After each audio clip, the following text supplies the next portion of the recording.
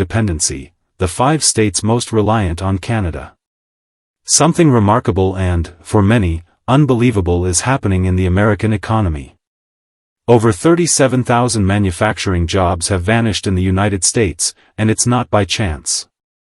This job loss is a direct consequence of escalating trade tensions, including tight tariffs and restricted energy and goods from Canada, revealing just how heavily the U.S. economy depends on its northern neighbor.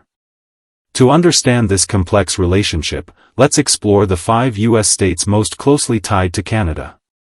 Some of these may seem obvious, but others on the list might absolutely. 1. Montana, the energy gateway. With its nearly 900-kilometer border touching Canada's Alberta and Saskatchewan provinces, Montana has long been considered America's northern energy gateway. While not a densely populated state, its strategic location makes it a critical player in North America's energy and trade networks. According to 2024 trade data, an astonishing 92% of Montana's imports, valued at over $4.5 billion, originate from Canada. This is 7 times the national average of about 13%, effectively making Montana a captive market for Canadian goods. The flow of Canadian goods is diverse and essential. Crude oil, primarily from Alberta's oil fields, is transported through the Keystone and Express pipelines, which then distributed across the Midwest and Pacific Northwest. Natural gas flows in via the TransCanada pipeline, providing a steady supply for Montana's homes and businesses. Beyond fossil fuels, over 20% of Montana's electricity is sourced from hydro plants in Saskatchewan, a crucial resource during harsh winter months. The state also relies on massive amounts of lumber, plywood, and pulp from Alberta and British Columbia, supporting its construction and manufacturing industries. Agricultural products like wheat, canola, beef, and dairy cross the border on over 300,000 truck trips annually, accounting for nearly 70% of total freight between Montana and Canada. This bilateral trade is a lifeline. Energy pipelines like Keystone and the Enbridge mainline pump hundreds of thousands of barrels of oil through Montana daily, acting as a strategic artery for the entire U.S. The BNSF Railway runs directly from Calgary to Billings, ensuring the swift transport of goods and keeping supply chains robust. Montana's per capita energy use is sky-high due to harsh winters and long transportation distances. Any move by Canada to impose export taxes or cut production would force Montana to seek more expensive energy from other states, driving up both production co. 2. Maine, the New England lifeline. Sharing a nearly 1,000-kilometer border with Canada's New Brunswick and Quebec provinces, Maine serves as a vital trade gateway for New England and Canada's Atlantic coast. Its significance lies in its strategic role in energy, forestry, and, most notably, seafood supply chains.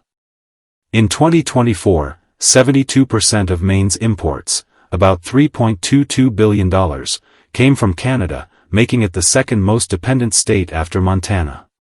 Maine's seafood processing plants in cities like Portland and Rockland rely almost entirely on Canadian imports of lobster, snow crab, cod, and Atlantic salmon from New Brunswick and Nova Scotia. This high-quality Canadian seafood is the backbone of Maine's processing and export industry, supporting thousands of local jobs. On the energy front, electricity from Hydro-Quebec supplies nearly 25% of Maine's winter power consumption, helping to stabilize prices and reduce reliance on natural gas. Heating oil and liquefied propane from Canada are essential for rural heating, especially during the severe winters. The state's once dominant paper and lumber industries still depend on Canadian sawn lumber, pulp, and newsprint sourced via rail and road. The Madawaska-Edmundston International Bridge directly links Maine's processing hubs to New Brunswick, creating a seamless logistics network. If Canada were to impose export quotas or tariffs on seafood, Maine would struggle to find alternative sources of comparable quality. A reduction in electricity from Hydro-Quebec would force the state to buy more expensive power, and raw material shortages would threaten thousands of jobs in the paper and lumber sectors. The trade relationship, strengthened by NAFTA and USMCA, has become so ingrained that recent trade tensions have created a genuine threat. 3. Vermont, the small state with big dependencies. With a 140-kilometer border with Quebec, Vermont is another state whose economy and livelihoods are intimately tied to Canada. Despite its small size, with a population of fewer than 650,000 residents, it relies on Quebec for everything from wood processing materials to tourism. Vermont is famous for its cheddar cheese, Ben & Jerry's ice cream, and maple syrup, but many essential ingredients like grains, barley, and refined sugar are imported from Canada. The state's booming craft beer industry is also heavily dependent on barley and hops from Quebec and Ontario. Beyond materials, tourism from Canada is a critical economic driver. Canadians, particularly from Montreal, are just a 2-hour drive from Vermont's ski resorts. Roughly 40% of Vermont's international tourists are Canadian, generating hundreds of millions of dollars annually for hotels, restaurants, and local services. Vermont lacks the resources to produce large-scale energy or agricultural inputs domestically, making it highly reliant on Canadian imports for energy stability and production materials. The trade and energy relationship has thrived for over 40 years, creating a mutually beneficial ecosystem. However, a rise in Canadian electricity prices or a drop in tourist numbers, for example, due to a closed border, could have devastating effects. The state might be forced to purchase power from the U.S. federal grid at rates 30 to 40% higher, and ski-dependent towns could lose tens of millions of dollars, directly impacting local jobs. Vermont isn't just a neighbor to Canada. With deep ties in trade, energy, and tourism, it's almost an extension of the northern economy. 4. North Dakota, the Agri-energy nexus. North Dakota, located on America's northern plains, borders Canada's Manitoba and Saskatchewan provinces. With a population of around 780,000, its economy is built on two pillars, energy and agriculture. In both sectors, Canada's role is not just significant but nearly indispensable. A large portion of North Dakota's electricity flows through a grid linked with Manitoba Hydro. Canada provides clean hydropower during peak periods, helping to stabilize energy costs for households and heavy industry. In a reciprocal arrangement, North Dakota's coal and gas power plants export electricity to Canada during winter shortages. Food processing plants and oilseed crushing facilities also import raw materials from Canada to ensure year-round production. Canada is North Dakota's #1 trading partner, accounting for more than 80% of the state's international export value. Key imports and exports include crude oil, refined petroleum products, grains, and fertilizer. Pipelines like the Enbridge Mainline carry oil from Canada through North Dakota to other U.S. states, serving as a critical energy artery. This integrated network saves North Dakota significant transportation costs compared to sourcing materials from or selling to more distant U.S. states. A disruption in electricity from Manitoba, however, could send power prices soaring, directly impacting the oil and agricultural sectors. 5. Michigan, the automotive heartbeat.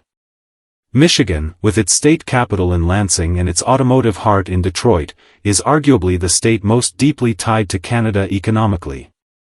Its geographic location, right next to Ontario, and the network of bridges and tunnels across the Detroit River have made it a vital trade artery. The cities of Detroit and Windsor are often called the Twin Cities of North American auto manufacturing. Over 25% of the components used in Michigan's auto assembly plants come from Ontario and Quebec. These plants operate on a just-in-time model, meaning a delay of even a few hours at the border can halt an entire assembly line, causing major losses. The value of parts and finished vehicles moving between Michigan and Canada tops $60 billion each year, showcasing their profound interdependence. Michigan also imports natural gas from Ontario via the Enbridge pipeline, and hydroelectric power from Canada supports its grid during peak times. The state's agriculture is also integrated, with Canada supplying grains, fruits, and dairy products, particularly in the winter. The Ambassador Bridge and the Detroit-Windsor Tunnel are the busiest trade crossings in North America, with over 8,000 trucks crossing daily. This seamless flow is crucial for the U.S.-Canada Auto Trade Agreement, where components are made on both sides of the border and assembled in either country. A border closure, even for a day or two, could cost automakers like Ford and GM hundreds of millions of dollars. If Canada were to cut off natural gas, Michigan would face a 20 to 30% increase in energy costs. More than 250,000 jobs in Michigan are directly or indirectly dependent on this two-way trade. Michigan isn't just a neighboring state, it's a critical strategic hub in North America's supply chain. Any disruption in Canadian trade policy can have an immediate and profound effect on its economy, from manufacturing and transportation to everyday life. This is why Michigan is ALWA.